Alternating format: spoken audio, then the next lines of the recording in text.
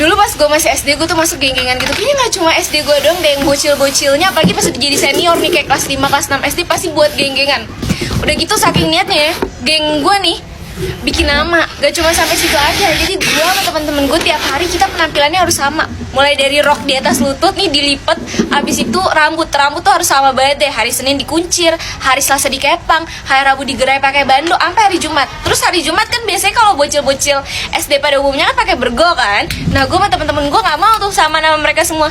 Kita pakai kerudung segitiga. Yang gue ini nggak ada nama ketua, cuma ada satu orang yang kalau ngomong kagak ada yang berani bantah. Itu tuh yang tadi tuh yang kayak Senin Selasa harus rambutnya diapain, itu tuh dia nentuin. Jadi kita semua nih nggak ada yang berani ngebantah. Jadi pas dia ngomong, oke besok kita kepang ya, kepang 2, terus kayak oh iya ayo nggak ada yang berani bantah ya karena pada takut semua sama dia. Nah suatu hari ada salah satu teman gue yang nyeletuk kayak kita bikin baju samaan nih, jadi kalau misalnya kita hari Minggu atau hari Sabtu main kita punya baju samaan gitu. Terus kayak pada mau semua nih. Dan karena pas SD duit jajan dikit dan harga baju kaos itu kan pasti puluhan ribu ya, nggak mungkin kita ngomong ke emak buat beli baju samaan geng-gengan kan nggak mungkin. Jadi akhirnya kita memutuskan untuk ngumpulin duit nih tiap hari. Nah ngumpulin duitnya ini ke si orang yang kita takutin gitu. Dia nawarin diri deh kalau nggak salah, iya ke gua aja gitu. Ya udah akhirnya kita ngumpulin nih tiap hari kayak 1.000, 2.000 kayak gitu-gitu. Suatu hari gue balik sekolah bareng sama nih orang yang teman gue nih yang ditakutin sama teman-teman gue yang lainnya yang ngumpulin duit ke dia. Terus abis itu jajan dulu nih. Pas jajan dia ngomong gini ke gue, ini gue pakai dulu ya uang kalian, nanti gue ganti kok di rumah, gue punya duit, kata dia gitu. Terus gue kayak oh ya udah pakai aja, orang duit ada di lu juga, kayak lo mau pakai yang penting lo ganti gitu maksudnya. Terus kayak ya udah pakai aja.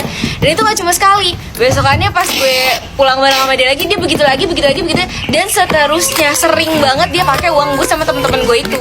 Sebenarnya itu nggak masalah sih karena kayak dia yang megang uang, dia punya uang di rumah, tinggal diganti lagi kalau misalnya dia pakai gitu, asal dia tahu berapanya yang dipakai. Cuma ini gue sama teman-teman gue udah ngumpulin uang selama 1 bulan lebih tapi kagak jelas gitu. Setiap gue tanya ke dia kayak udah berapa uangnya kekumpul, nggak tahu karena pembukuannya nggak jelas. Terus dia juga kadang suka lupa nyatat gitu loh kalau ada gue atau teman-teman gue yang nabung ke dia, karena kayak kita kan nggak jelas nabungnya, kadang 1.000, 2.000, ada yang bahkan goceng dalam sehari itu. Jadi kayak bener-bener kagak jelas. Ditambah lagi pas setiap gue sama teman-teman gue nanya ke dia kayak jumlah uangnya udah ada berapa, dia selalu bilang oh iya gue lupa ngitung besok deh. Dan respon gue sama temen-temen gue udah pasti kayak oh ya udah santai aja, karena kita semua takut sama dia, nggak ada yang berani ngomelin dia. Terus akhirnya gue berpikir sama temen gue, ini gimana caranya biar uang kita balik, karena nggak akan mungkin kekumpul dan nggak akan mungkin kebeli nih kalau ngumpulinnya ke temen gue ini. Akhirnya gue berdua sama temen gue memutuskan untuk ke rumah si temen gue ini buat ngadu sama emak bapaknya. Kebetulan